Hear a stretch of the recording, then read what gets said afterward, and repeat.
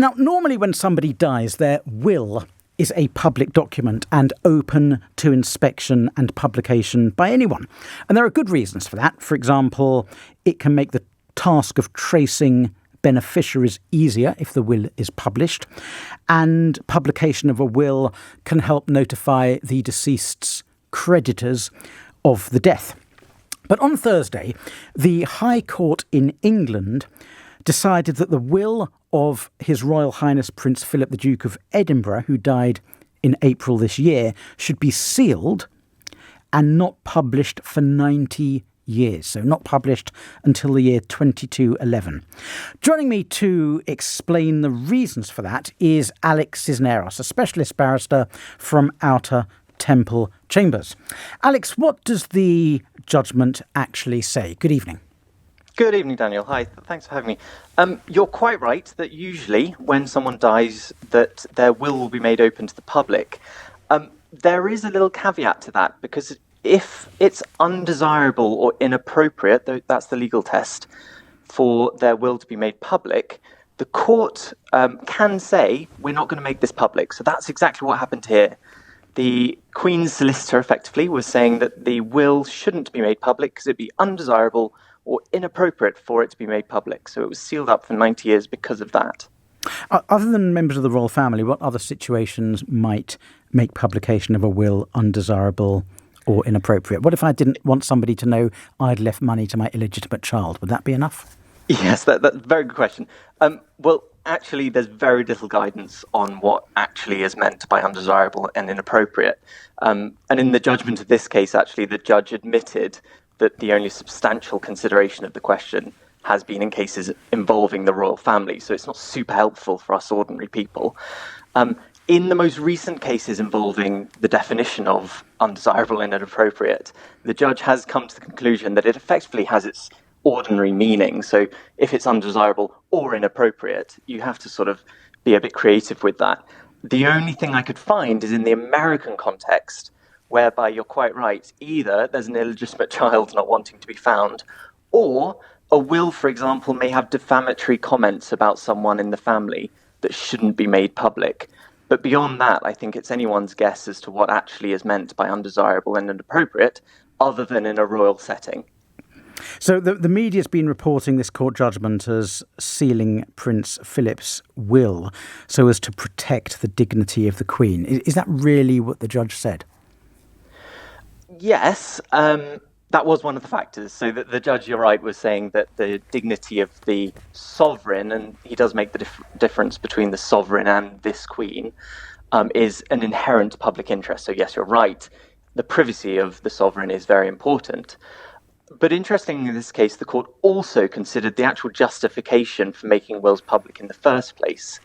And he agreed, actually, that wills being public let people hear about an estate and, as you said at the beginning, allow beneficiaries to come forward, or actually competing wills to be found. But actually, rightly in this case, that's not appropriate for the royal family. Their deaths probably are already in the public domain. And why 90 years, Alex Cisneros? Why not 200 years or 25 years? Sure. So the Queen's solicitor was plumping for 125 years, which probate lawyers will know is what's often called the perpetuity period.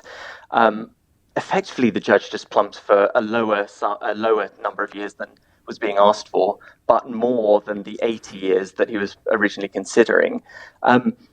That's effectively it, actually. Importantly, the judge was considering that it now applies to all royal wills. So 90 years isn't just for this royal will, but all royal wills that exist. And you may have seen that the judge said he had a list, as it were, or a safe with a load of royal wills in there already. And those royal wills will now be sealed for only 90 years. Previously, it was without time limit. So we've been given a time limit now. Thank you. And that was Alex Cisneros from Outer Temple Chambers. In the interest of full disclosure, I ought to mention Outer Temple Chambers is the chambers from which I practice. So Alex is one of my colleagues. I also ought to mention, just in case Mrs. B is listening to this, that to the best of my knowledge, I do not have an illegitimate child. Now, here's an interesting piece of information that Alex just referred to. There is a particular judge in London, and Alex didn't mention his name, and I'm not going to mention the judge's name, just in case anyone has the idea of doing something silly. But there is a judge in London with a safe in his room, as Alex mentioned. In that safe are over 30 envelopes, and in each of those envelopes is the sealed will of a deceased member of the royal family, including Queen Elizabeth, the Queen Mother, including Princess Margaret, now including Prince Philip.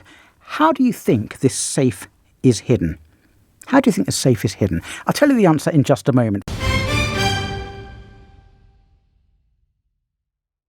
Now, I mentioned a moment ago that the safe kept in a judge's room, which has the sealed wills of senior members of the royal family kept in it, is secured in a way that you might find a little bit surprising. You'd have thought the safe would be buried deep in the subterranean vaults of the Palace of Westminster or somewhere similarly secure.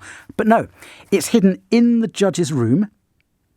I'm not going to tell you the name of the judge's room where it's kept, or the name of the judge, because, as I said, we don't want anyone getting silly ideas. It's in the judge's room, and it's hidden under a lace cloth. That's it, a lace cloth.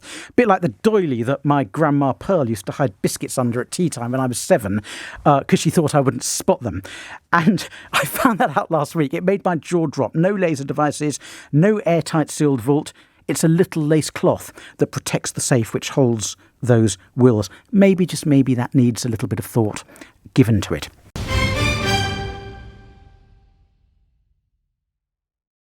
Richie from Longhurst has said by text 84850, Daniel, should you be giving out that type of information about the safe? Richie, it's actually all in the public domain if you know where to look, and it's common knowledge amongst lawyers. But that information is in a number of places. I'm not going to say exactly where, because that would give even more information about the location of the safe, which I've deliberately avoided doing. But I promise you it is all in the public domain. Somebody has pointed out on text 84850 that another, not LBC, but another well-known news organisation has published the name of the judge holding the royal wills. Well, perhaps. I think that's a little bit naughty, and here at LBC we're choosing not to do that. But as I said in response to an earlier text, this information is in the public domain.